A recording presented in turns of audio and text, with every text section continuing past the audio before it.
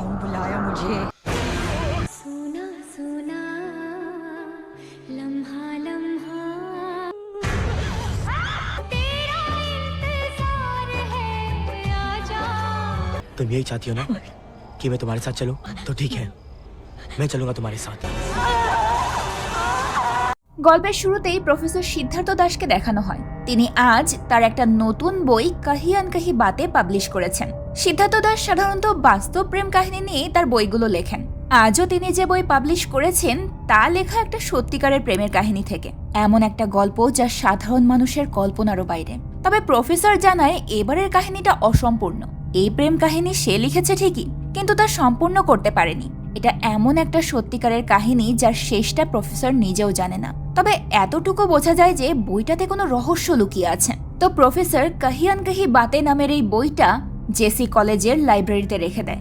এরপর 1 বছর কেটে যায়। কলেজের প্রফেসর একটা বন্ধ রুমে আছে, যেটা একসময় পেইন্টিং রুম ছিল, কিন্তু এখন সেটা পুরোপুরি বন্ধ থাকে। প্রফেসর সেই রুমে সিদ্ধার্থ দাসের দেওয়া বইটা রেখে দেয় আর বলে এই রুমটা কখনোই খোলা যাবে না। কিছু সত্য, কিছু রহস্য সবসময় রহস্যই থেকে যায়। যদি তা না হয় তাহলে হয়তো বড় কোনো বিপদ হয়ে যাবে। তবে প্রফেসর ওই বইটা লাইব্রেরিতে না রেখে স্টোর রুমে কেন রেখেছে তা আমাদেরকে এখনোই জানানো হয় না, কিন্তু প্রফেসরের মুখে ভয়ের স্পষ্ট ছাপ দেখা যায়। এতটুকু বোঝা যায় যে ভয়ঙ্কর কিছু হতে যাচ্ছে। তো যাই হোক, এরপর আমরা সেই কলেজের একদল বন্ধুকে দেখতে পাই। এরা হচ্ছে শান্তি, মানব, নূপুর, অক্ষয়, কবির আর পুনিত। তাদের সবার লাইফ একদম বিন্দাস। মানব 4 বছর পর বিদেশ থেকে এসেছে। শান্তি আর মানব একে অপরকে ভালোবাসে, সামনেই তাদের বিয়ে। এদিকে কবির এবং নূপুর এরাও একে অপরকে ভালোবাসে। আর পুনিত, সে কলেজের প্রত্যেকটা মেয়েকে প্রপোজ করেছে, কিন্তু দুর্ভাগ্যবশত কেউই তার প্রপোজাল অ্যাকসেপ্ট করেনি। তাই পুনিত বেচারা এখনো সিঙ্গেল। তো যাই হোক, মানব দেশে ফিরে আসার অনেকদিন পর আজ সবাই মিলে একসঙ্গে কলেজে এসেছে। সবাই হাসি মজায় ব্যস্ত। তখনই তাদের কলেজে নতুন একটা মেয়ে আসে। মেয়েটার নাম দিশা। দিশাকে দেখে পুনিত এগিয়ে যায়। প্রত্যেকটা মেয়ের মতো পুনিত দিশাকেও ইমপ্রেস করার ট্রাই করে। পুনিতের এই ড্রামা দূর থেকে তার অন্য বন্ধুরা দেখে হাসতে থাকে। তারা জানে পুনিত বরাবরের মতোই এমন, কিন্তু দুঃখের বিষয় এবারও বেচারার ভাগ্য বদলায় না। দিশা পুনিতকে পাশ কাটিয়ে সেখান থেকে চলে যায়। পরে দেখা যায় দিশা তাদেরই ক্লাসমেট। তাই পুনিত আবারও দিশার সঙ্গে কথা বলার ট্রাই করে। সে দিশার সঙ্গে তার বাকি বন্ধুদের পরিচয় করিয়ে দেয়। আজ রাতে মানব আর শান্তির এঙ্গেজমেন্ট, তাই তারা দিশাকেও ইনভাইট করে। রাতে সবাই মানব আর শান্তির এঙ্গেজমেন্টে অনেক মজা করছিল। কিছুক্ষণের মধ্যেই তাদের এঙ্গেজমেন্টের অনুষ্ঠান শেষ হয়ে যায় আর তখনই দিশা সেখানে এসে পৌঁছায়। সবাই যার যার মতো মজা করছিল। দিশা সোজা চলে যায় মানবের কাছে আর তাকে নতুন জীবনের জন্য উইশ করে। কিন্তু দিশা যখন তার সঙ্গে হ্যান্ডশেক করে তখন দিশা ভয় পেয়ে তার হাত সরিয়ে নেয়। মানব কি হয়েছে জিজ্ঞেস করলে দিশা কিছুই বলে না। এরপর সবাই ডান্স করতে চলে যায়। কিন্তু হঠাৎ এমন সময় দিশা আর মানব একসঙ্গে একটা আওয়াজ শুনতে পায়। দিশা চারিদিকে তাকায় কিন্তু কিচ্ছু দেখতে পায় না। তবে মানব কিছু একটা দেখে দৌড়ে গিয়ে দিশাকে সেখান থেকে সরিয়ে নেয় আর তখনই ওপর থেকে ঝাড়বাতি ছিঁড়ে পড়ে।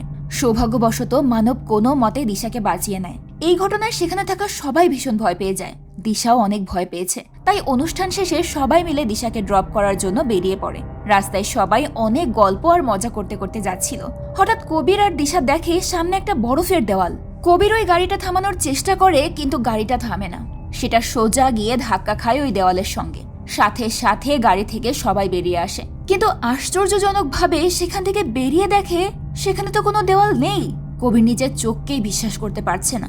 মাত্রই তো সে একটা বিশাল বরফের দেওয়ালের সঙ্গে ধাক্কা খেলো, কিন্তু কবির ছাড়া এই দেওয়াল কেউ দেখেনি। তাই কেউ কবিরের কথা বিশ্বাসও করে না। তারা ভাবে কবির হয়তো দেখতে ভুল করেছে।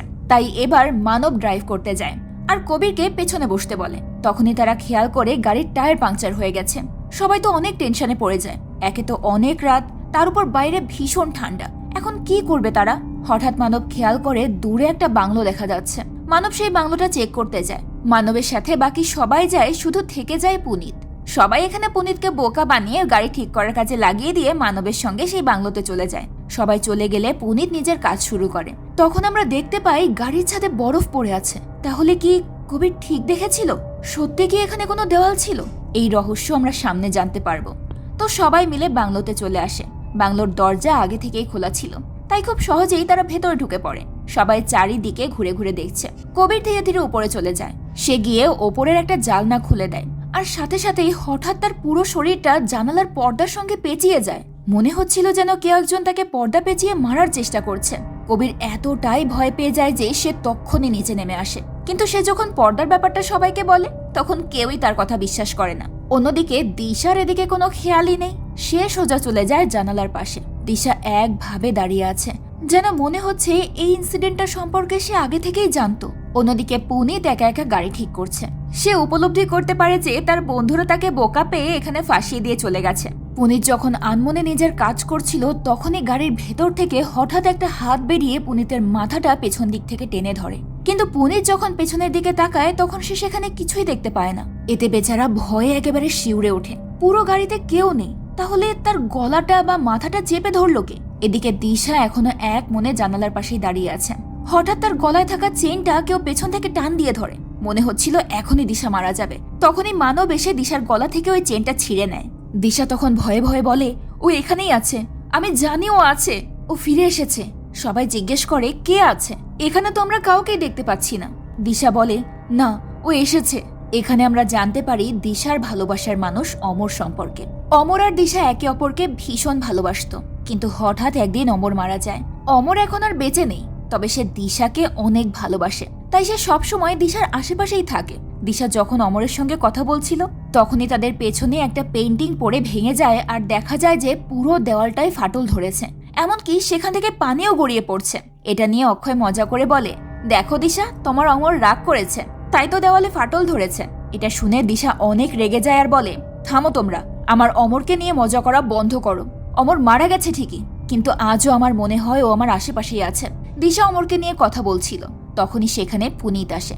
পুনিত অনেক ভয় পেয়ে গেছে। সে জানায় গাড়িটার চারদিকের টায়ার ব্লাস্ট হয়ে গেছে, কিন্তু পুনিতের এই কথা কেউ বিশ্বাস করে না। তাই কবির যায় চেক করার জন্য। কবির সেখানে গিয়ে দেখে সত্যি সত্যি গাড়ির 4টা টায়ারই ব্লাস্ট হয়ে গেছে। কিন্তু একসাথে গাড়ির 4টা টায়ার ব্লাস্ট হওয়া, এটা কিভাবে সম্ভব? কোনো কারণ ছাড়া এভাবে টায়ার ব্লাস্ট হয়ে যাওয়া তো কোনো অশুভ সংকেত। তারা কি অজান্তেই ধীরে ধীরে কোনো মরণ খেলায় ফেসে যাচ্ছে? এর পেছনের রহস্যটাও আমরা সামনেই জানতে পারবো। তো যেহেতু গাড়ি এখন আর ঠিক করা হবে না, তাই সবাই মিলে সিদ্ধান্ত নেয় এই বাংলোতেই আজ রাতটা তারা কাটিয়ে দেবে। সবাই একটা রুমে সারা রাত বসেছিল। পরদিন সকালে দিশা একা বাগানে বসেছিল। তখন মানব পেছন থেকে এসে দিশাকে তার জ্যাকেট খুলে দেয়। যতই হোক, কাল থেকে দিশার সঙ্গে সব অদ্ভুত ঘটনা ঘটছে। মানব দিশার পাশে বসে তাকে সান্ত্বনা দেওয়ার চেষ্টা করে। তখন এটা আবার পেছন থেকে শান্তি দেখতে পায়। শান্তির এই ব্যাপারটা একদম ভালো লাগে না। ভালো লাগবেই বা কেন?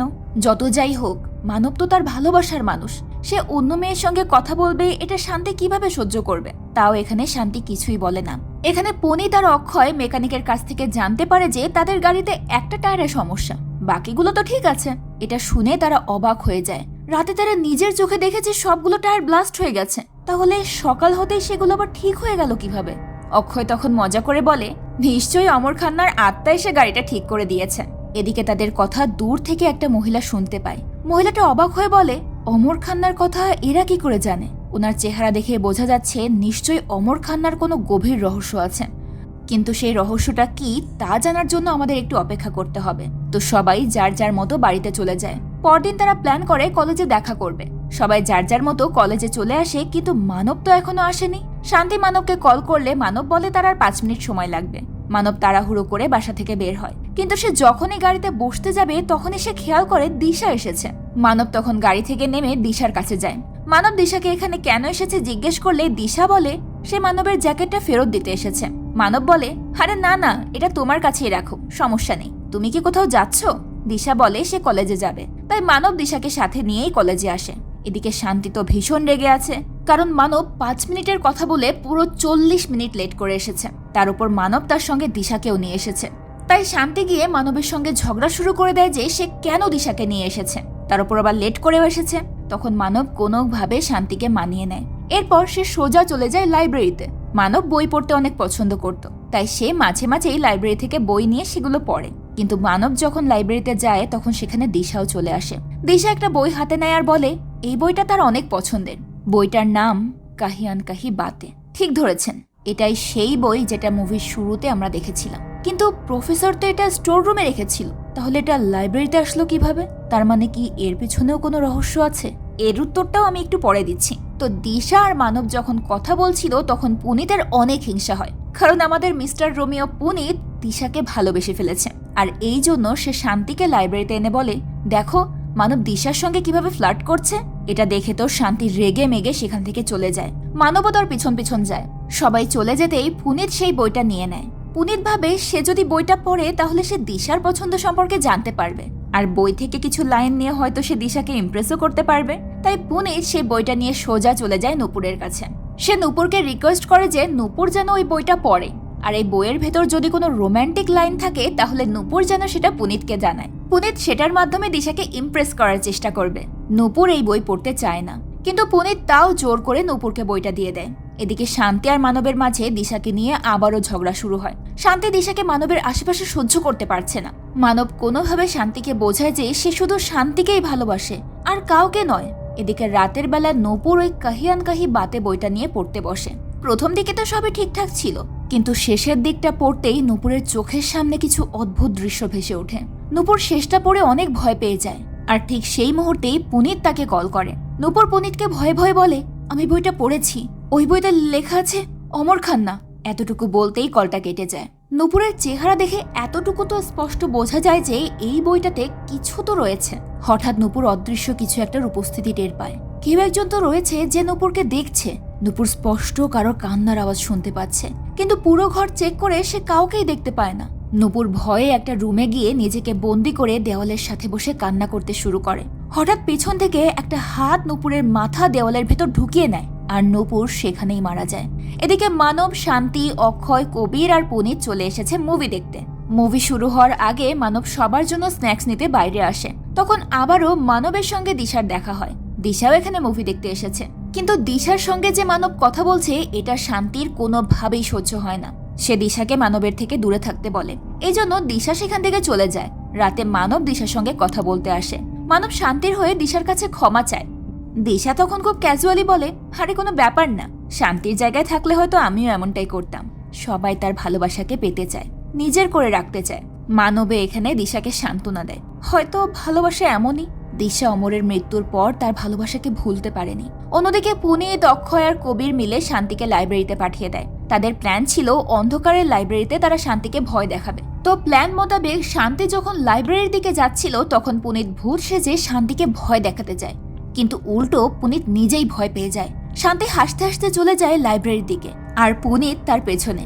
হঠাৎ পুনিতের কানে কারো কথা ভেসে আসে। প্রফেসর সিদ্ধার্থ দাস আর কলেজের প্রিন্সিপাল কথা বলছে। তারা কাহিয়ান কাহি বাতে ওই বইটা নিয়েই কথা বলছিল। এখানে প্রিন্সিপাল বলে, আমি বুঝতে পারছি না, যে বইটা স্টোর রুমে বন্ধ ছিল সেটা লাইব্রেরিতে কিভাবে এলো। সিদ্ধার্থ বলে, আমিও কিছু জানি না, যত তাড়াতাড়ি সম্ভব বইটা লাইব্রেরি থেকে সরাতে হবে। এটাই বইয়ের লাস্ট কপি যেটা এই লাইব্রেরিতে রয়েছে, আর ওই বইতেই আছে অভিশাপ। বইটার লাস্ট 4 পেজে এমন কিছু আছে যা ব্যাখ্যা করা যায় না। তাদের এমন অদ্ভুত কথা শুনে পুনিত বুঝতে পারে নূপুর বিপদে রয়েছে, তাই সে তাড়াতাড়ি নূপুরের বাড়ির দিকে যায়। অন্যদিকে শান্তি লাইব্রেরিতে না গিয়ে সে স্টোর রুমে চলে যায়।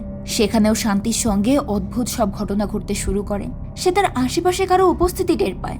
শান্তি ভাবে এসব হয়তো নূপুর করছে, তাই সে বিষয়টাতে পাত্তা না দিয়ে স্টোর রুম থেকে বেরিয়ে আসে। বাইরে কবির আর অক্ষয় ছিল। শান্তি তাদেরকে বলে, লাইব্রেরিতে নূপুর আছে তাই না?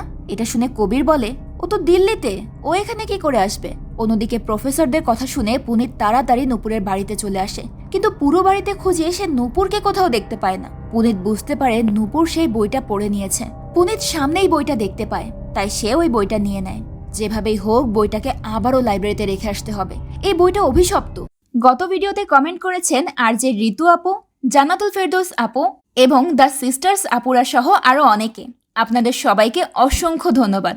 বাকিরাও কমেন্টে অ্যাক্টিভ থাকবেন কিন্তু, এবং যারা চ্যানেলটা সাবস্ক্রাইব করেননি তারা দ্রুত চ্যানেলটা সাবস্ক্রাইব করে আমাদের সাপোর্ট করুন, কারণ আপনাদের সাপোর্টই আমাদেরকে এগিয়ে যাওয়ার সাহস যোগায়। আর নিজেদের মূল্যবান মতামতগুলো অবশ্যই কমেন্ট বক্সে জানিয়ে দিন।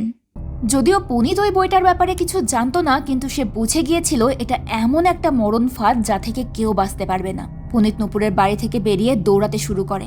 তখনই হঠাৎ একটা গাড়ি তার সামনে এসে দাঁড়ায়। গাড়িটা কবিরের ছিল। পুনিতের কল পেয়েই কবির এখানে এসেছে। কবিরকে দেখে পুনিত দ্রুত গাড়িতে উঠে বসে আর নূপুরের বাড়ি থেকে দ্রুত বেরিয়ে যায়। রাস্তায় কবির অনেকবার পুনিতকে জিজ্ঞেস করেছে কি হয়েছে, সে এত ভয় পেয়েছে কেন, কিন্তু পুনিত একটাও কথা বলে না। তাই কবির পুনিতকে তার বাড়িতে ড্রপ করে দেয়। কবির চলে যেতেই হঠাৎ পুনিতের মনে পড়ে যে তার ব্যাগটা তো কবিরের গাড়িতেই রয়ে গেছে। পুনিত চায় না ওই বইয়ের জন্য আর কেউ বিপদে পড়ুক, তাই সে কবিরকে কল করে বলে, কবির, গাড়িতে আমার ব্যাগটা আছে আর তার ভেতরে একটা বই আছে, যে করেই হোক আজকে ওই বইটা লাইব্রেরিতে জমা দিতে হবে। তবে মনে রাখবি, ভুলেও যেন ওই বইটা খুলে দেখবি না। আমি কিছুক্ষণ পরেই আসছি। পুনিতের কথা শুনে কবির মনে করে পুনিত নিশ্চয়ই তার থেকে কিছু একটা লুকোচ্ছে, তাই সেও ওই বইটা খুলে পড়তে শুরু করে। কবির বইয়ের লাস্ট 4 পাতা পড়তেই শিউরে ওঠে। সঙ্গে সঙ্গে সে পুনিতকে কল করে বলে, ভাই তুই আমাকে বইটা পড়তে নিষেধ করেছিলি, কিন্তু আমি ওই বইটা পড়ে নিয়েছি, আমাকে বাঁচা। পুনিত শান্ত গলায় বলে, আমি তোকে নিষেধ করেছিলাম পড়তে, তাও কেন পড়লি? আচ্ছা ঠিক আছে, তুই লাইব্রেরিতে এসে আমার সঙ্গে দেখা কর, বইটা লাইব্রেরিতেই আবার রেখে দিতে হবে। তো পুনিতের সঙ্গে কথা শেষ করে কবির চলে যায় ক্যাম্পাসে। এদিকে দেখা যায় পুনিত তখন ওয়াশরুম থেকে ফ্রেশ হয়ে বের হচ্ছে। তাহলে পুনিত যদি এতক্ষণ ওয়াশরুমে থাকে, তাহলে কবিরের সঙ্গে কথা বলল কে? পুনিত তো এসবের কিছুই জানে না, তাই সে ওয়াশরুম থেকে বেরিয়ে বাইরে চলে যায়। কিন্তু সে খেয়াল করে না যে রুমের ইজি চেয়ারটা নিজে নিজেই নড়ছে। তার মানে পুনিতের বাড়িতে অদৃশ্য কিছুর উপস্থিতি রয়েছে, হয়তো কোনো অতৃপ্ত আত্মা। আর হয়তো সেই আত্মাই একটু আগে কবিরের সঙ্গে কথা বলে তাকে কলেজের লাইব্রেরিতে দেখা করতে বলেছে। এদিকে পুনিত আবারও কবিরকে কল করে বলে লাইব্রেরিতে না গিয়ে স্টোর রুমে আসতে। কবির তখন তার কথা মতো স্টোর রুমে চলে আসে। স্টোর রুমের চারপাশটা পুরো অন্ধকার, দেখেই কবিরের গাটা কেমন যেন ছমছম করে ওঠে। পুনিত এখনো আসেনি, তাই কবির পুনিতকে কল করে, কিন্তু পুনিতের ফোনটা বেজে ওঠে কবিরের কাঁধে থাকা ওই ব্যাগেই। পুনিতের ফোন কবিরের কাছে, এটা দেখে কবির ভীষণ ভয় পেয়ে যায়। তাহলে এতক্ষণ সে কার সঙ্গে কথা বলল? কবির বুঝতে পারে কিছু একটা গন্ডগোল তো আছে, তাই সে দ্রুত স্টোর রুম থেকে বেরিয়ে যেতে চায়, কিন্তু পারে না। সে দেখতে পায় বাইরে থেকে দরজাটা বন্ধ করে দেওয়া। ডাকাডাকি করেও কোনো লাভ হয় না। হঠাৎ কবির স্টোর রুমে কারো উপস্থিতি টের পায়, যে আচমকা এসে কবিরকে মেরে ফেলে। এদিকে পুনিত আর অক্ষয় লাইব্রেরিতে এসেছে। পুনিতের মনে পড়ে তার ফোন কবিরের কাছে, তাই অক্ষয় পুনিতের নাম্বারে কল করে। রিং হচ্ছে তাদের আশেপাশে। কিছুটা সামনে যেতেই ফোন বুথের পাশে পুনিত তার ব্যাগ দেখতে পায়। ব্যাগের মধ্যে সেই বইটাও ছিল।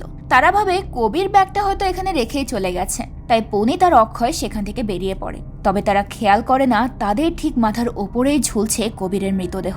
সেই আত্মা কবিরকে মেরে এখানে ঝুলিয়ে রেখেছে।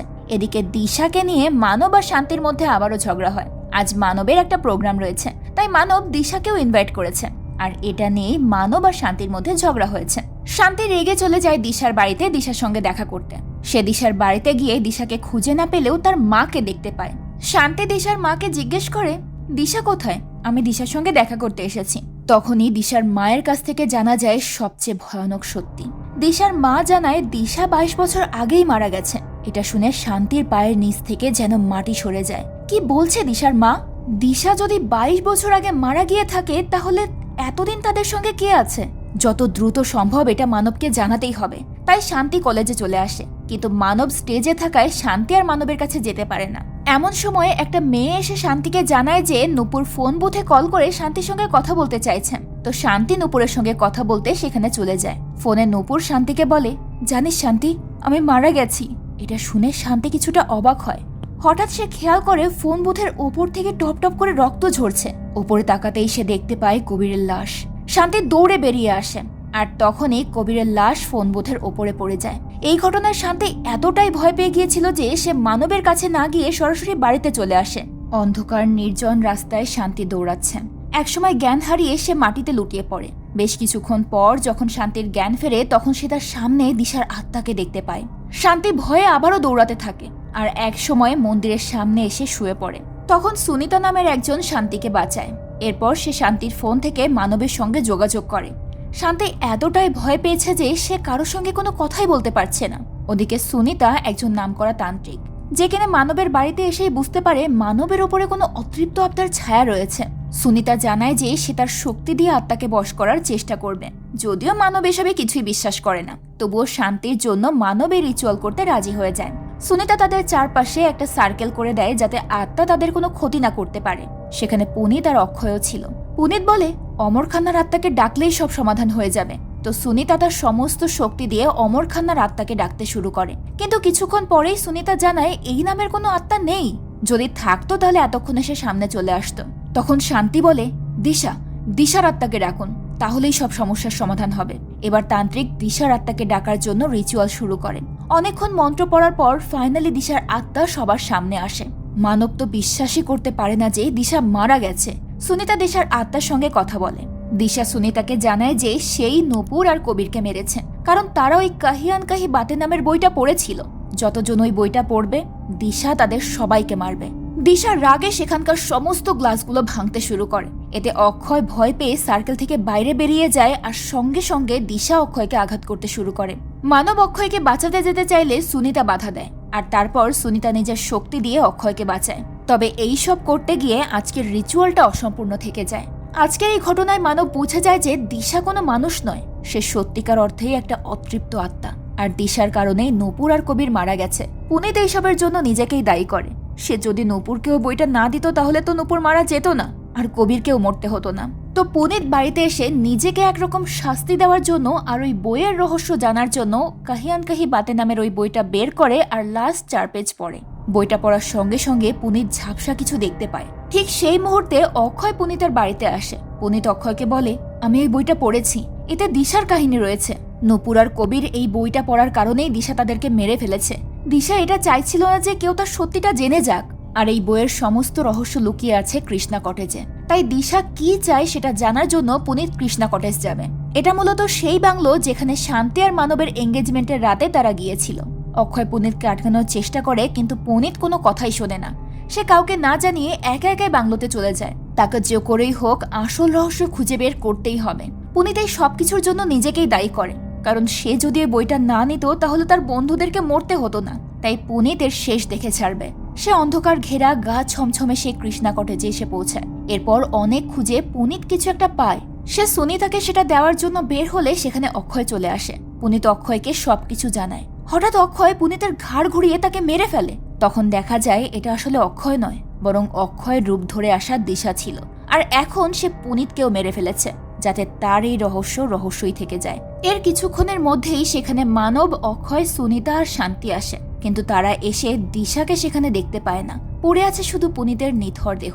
সবাই বুঝতে পারে কাহিয়ান কাহি বাতে এই বইটা মরণ খেলা শুরু করেছে। তাই তারা এই বইটার লেখক প্রফেসর দাসের সঙ্গে দেখা করতে যায়। কিন্তু তারা পৌঁছানোর আগেই দিশার আত্মা প্রফেসর দাসকেও মেরে ফেলে। মৃত্যুর আগে প্রফেসর দাস ওই বইটার শেষ কিছু পাতা পুড়িয়ে ফেলেছিল। মানব খেয়াল করে পুড়ে যাওয়া পাতার অংশগুলো থেকে কিছু একটা বোঝা যাচ্ছে। সেখানে একটা জায়গায় একটা কথা লেখা আছে, লাভার্স পয়েন্ট। মানব আর কোনো কিছু না ভেবে সোজা চলে যায় লাভার্স পয়েন্টে, কারণ তাকে দিশার রহস্য তো জানতেই হবে।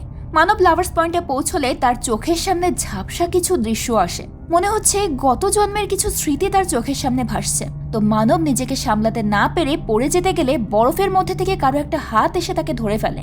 ভালোভাবে লক্ষ্য করতেই দেখা যায় এটা তো মানব নিজেই। এটা কিভাবে সম্ভব? তার চোখের সামনে তার মতোই দেখতে একজন, যে কিনা মৃত অবস্থায় পড়ে আছে। এবার মানবের আস্তে আস্তে সবকিছু মনে পড়ে। সালটা ছিল 1980। মানব যে কিনা আগের জন্মের অমর ছিল। অমর সেই কলেজে পড়তো যে কলেজে এখন মানব পড়ে। আর অমরের একমাত্র বন্ধু ছিল দিশা।